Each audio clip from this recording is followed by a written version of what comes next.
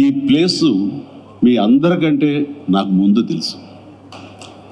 2000 సంవత్సరంలో రామ్దేవ్ ఇది ప్రారంభించినప్పుడు ఇక్కడ కొన్ని మొక్కలు పాంప్లెట్ వేసి మా ఇంటికి తీసుకొచ్చి, మీరు ఇల్లు కడుతున్నారు, ఏదైనా ఉపయోగపడుతుందో చూడండి అంటే వెంటనే ఎంత ముచ్చటేసిందంటే, ఎప్పుడో విదేశాలకు వెళ్ళినప్పుడు ఇలాంటి మొక్కలు, ఇలాంటి కళాకృతులు, ఇలాంటి అద్భుతమైనటువంటి చూస్తుంటే ఇలాంటి మనం తీసుకెళ్ళిపోతే బాగుండే, వాడ షిప్లో తీసుకెళ్తే బాగుండే అని అంత టెంప్ట్ అయ్యేవాడిని. అలాంటిది ఇక్కడ హైదరాబాద్లో ఈ శివారుల్లో ఒకటి లభిస్తుందంటే కనుక చాలా ఆనందంగా ఉంటుంది. రామ్దేవ్ ఫస్ట్ ఆఫ్ ఆల్ నేను కూర్చున్న చోట బయట కనపడకుండా నాకు ఏదైనా ఫెన్సింగ్ లాగా ఉండాలి, అలాంటి గుబురుగా ఉండకూడదు. అంటే అక్కడ చక్కగా కొమ్మల్ని ఒక ఫెన్సింగ్ లాగా అల్లి పైన మాత్రం గ్రీన్ ఉండేలాగా పెద్ద స్క్రీన్ చేశాడు. అది ఇప్పుడు చూస్తుంటే కనుక ఎంత బాగుంటుందంటే బయట నుంచి చూసేవాళ్ళకి నేను జైల్లో ఉన్నట్టు ఉంటుంది, అన్ని కటకటాల్లాగా ఉంటుంది.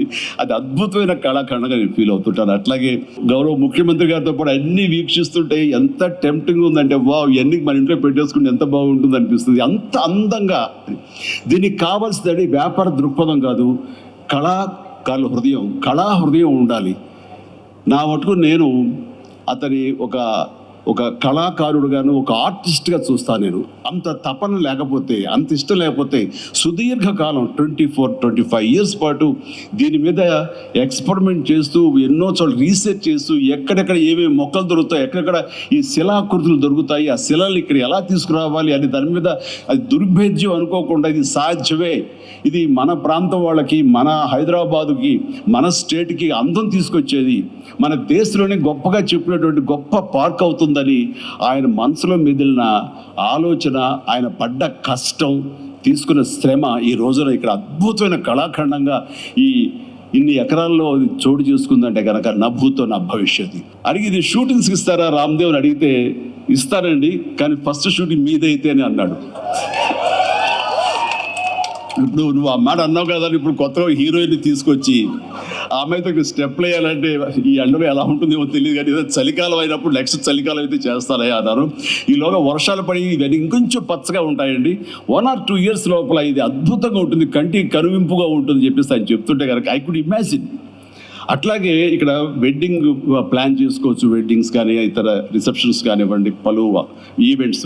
రామ్దేవ్ మీద ఈ ప్లేస్ మీద ఎంతో ప్రేమ లేకపోతే, ఇలాంటి దాన్ని మనం ఎంకరేజ్ చేయాలి అని ఆయన ఉద్దేశం లేకపోతే ఇంత ఓపికగా ఈ ఎండ్లో ఆయన వచ్చేవారు కాదు. ఫస్ట్ ఆఫ్ ఆల్ ఆయన ఇక్కడికి వచ్చి దీన్ని ఎంకరేజ్ చేస్తున్నందుకు వారికి మనస్ఫూర్తిగా అభినందనలు తెలియజేస్తున్నాను ముఖ్యమంత్రి గారికి. ఎందుకంటే అలాంటి వాళ్ళు అనుకుంటేనే, వాళ్ళ కళ్ళలో పడితేనే, వాళ్ళు ఇంప్రెస్ అయితేనే దీనివల్ల ఎంతోమందికి ఉపాధి కలుగుతుంది, ఇది ఎంతోమందికి కనువిందు కలుగుతుంది. మరి ఎంతోమంది ఈ ప్లేస్ని వాళ్ళ ఈవెంట్స్కి ఉపయోగించుకుంటారు, తద్వారా టూరిజం పెరుగుతున్న ఉద్దేశంతో కూడా మన జూపల్లి కృష్ణారావు గారు దీన్ని ఎంకరేజ్ చేయడం కోసం సమాయత్తమై ఉన్నారు. మీరు ఏదైతే కనుక ఊహించారో రామ్దేవ్, అది త్వరలో ఖచ్చితంగా అవుతుంది. ఇవి అద్భుతమైనటువంటి ఒక ల్యాండ్ మార్క్ అవుతుంది, ఒక కళాకృతి అవుతుంది. అది రాష్ట్రానికి వన్ని తీసుకొస్తుంది, హైదరాబాద్కి తలమానికంగా ఉంటుంది. ఒక హైదరాబాద్ ఒక ఇల్లు అనుకుంటే ఇంట్లో ఒక అద్భుతమైన పెయింటింగ్ పెట్టుకుంటే ఎంత బాగుంటుందో, ఆ పెయింటింగ్ ఈ రోజున